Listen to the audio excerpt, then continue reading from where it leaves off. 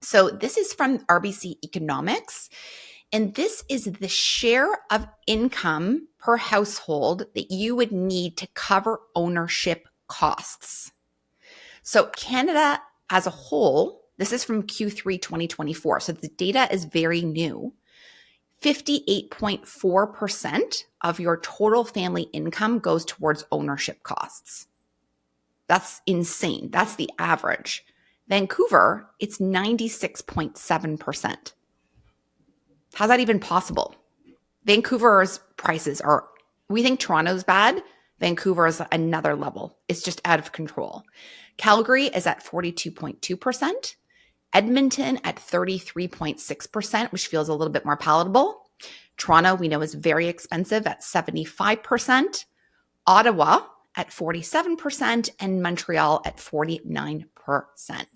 So I think this is also helpful when people are like, oh my God, I'm never going to be able to buy a house. I did everything right. I finished high school. I got good marks. I did my undergrad. I did my master's degree. Now I'm working. I make a decent salary for, my age and education. And like, you're barely scraping by. You're paying your rent. You're paying astronomical amount just to eat healthy-ish food. And then you're like, how am I supposed to save for a down payment and buy one of these properties at these prices? It makes sense that young people are super, super frustrated.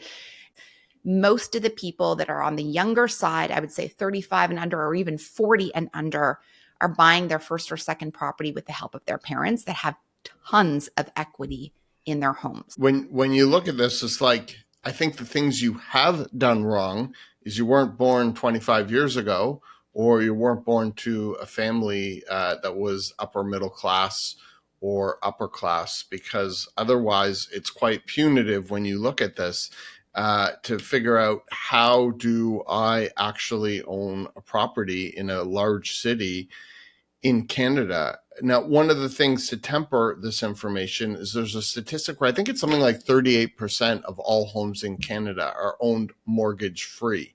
So we're taking that cohort out of the mix, and we're looking at it from the perspective more so of somebody just trying to buy today based on today's prices and today's carrying costs and all the inflation we've seen in all the related costs, with carbon taxes and everything else that goes along with that, which we won't get into too much today.